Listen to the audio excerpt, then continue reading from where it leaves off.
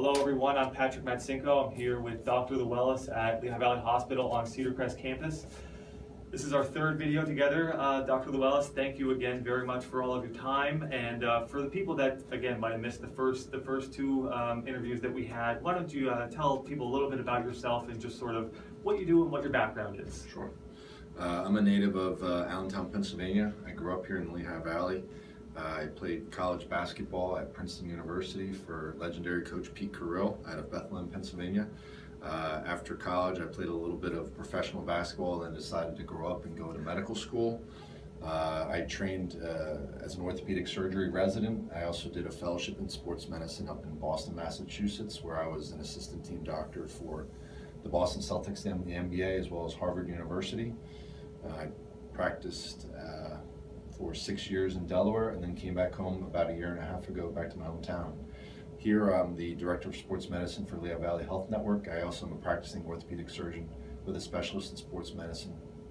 And now the first couple of topics that we had were sort of concussions, ACL, MCL, injuries, and things like that, sort of what to do, preventative, but also, kind of the next steps after an injury. Maybe this time I thought we would kind of talk a little bit about what does it take, what should an athlete do to best prepare to perform at a high level, the night before and the days leading up to an event. I'm sure some of these things are kind of maybe for some folks common knowledge in terms of preparation, but from your perspective, what you see, what is kind of the best way for an athlete to be primed to perform at their best, I guess? Sure. Yeah, Patrick, we're talking about like sports science here, and the world of sports science has become such a major business because of the athletes and how to maximize your performance on the field or on the court. And we've been able to learn a lot because there's so much money in the professional level for sports science.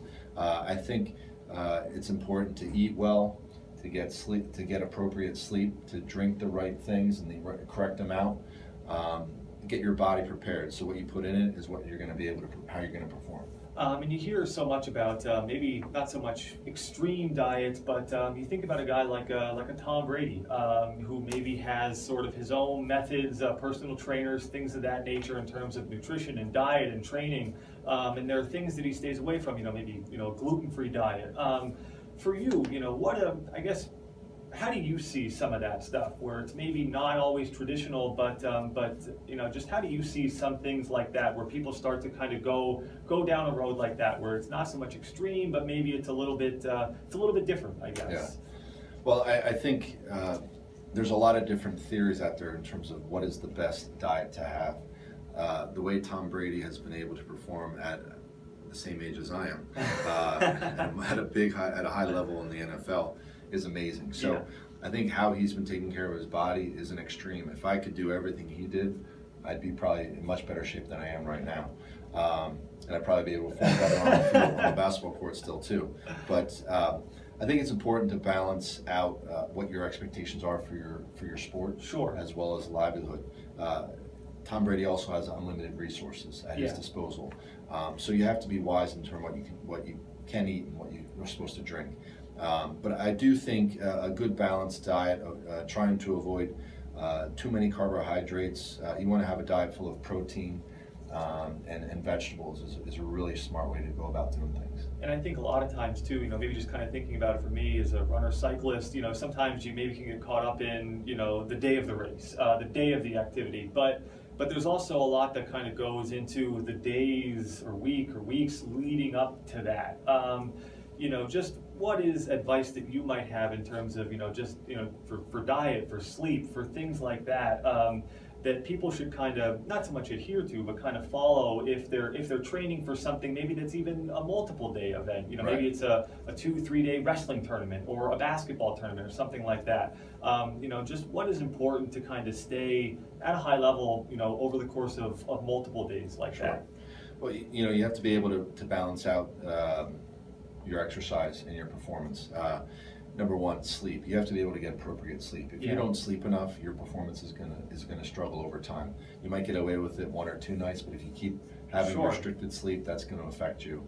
There's been some studies out there showing that if you don't get good sleep, your bench press is going to go down just because of not sleeping well. In terms of hydration, water intake is the best fluid to take. If you wait to rely on telling your body, your body tells you, I'm thirsty, I need to drink water. It's too late. It's a little too late. Your your performance is already going to be affected by it.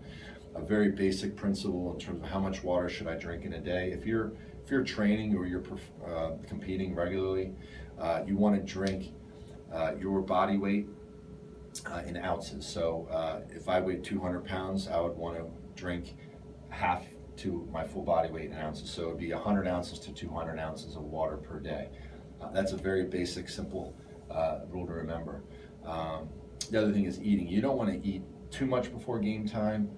Generally, if you're, a couple hours before your meal, a pre-game meal, you want to have some starchy you want to have some vegetables, quarter of your plate vegetables, quarter of your plate protein, and then you can also have some starchy vegetables to get you through the competition. And to kind of think again about drinks, sports drinks are very prominent, obviously, but also very sugary, and maybe not always the best option. What is your advice for those that are kind of looking for the Gatorades and things of that nature? Right. I mean, what would you recommend for someone who's kind of wondering when they should have something like that, I guess? Right. So if you're competing a lot more than an hour or so of exercise, so a lot of football games, basketball games, about an hour or 2 to 3 hours, having a supplement like a Powerade or a Gatorade is appropriate. But I would probably water it down 50%, 50 Gatorade or Powerade or whatever sports drink you have, and then water the other half, because a lot of all those sugars, it's going to go to your stomach, and you can get a lot of bloating and issues with your stomach that again will affect you on the playing field. And how do you feel as far as, I know again, just thinking about just different energy drinks, caffeine, things that are really, big with caffeine, with Red Bulls and things like that. I mean, just what are your thoughts on those kind of drinks in terms of people that might look toward that if they're maybe before or after any kind of athletic competition, I guess? I advise against using strong energy drinks to help peak performance, because the recovery you're going to have a big downfall after your caffeine wears off. So I think a long-term solution versus a quick fix like a caffeine drink is going to be the answer. So balancing your diet, not losing weight too fast, too quickly, and also hydration is really important, as well as getting good sleep. So if athletes, parents, coaches do have any other questions about health, nutrition, things like that to prepare for an athletic competition, where should they go for more information? You can contact us at sports medicine at the Lehigh Valley Health Network at 888-402-LVHN, or through our website at lvhn.org/sportsmedicine. Thank you again very much for your time. I appreciate it. Thank you, Patrick. Had a good time. Thank you.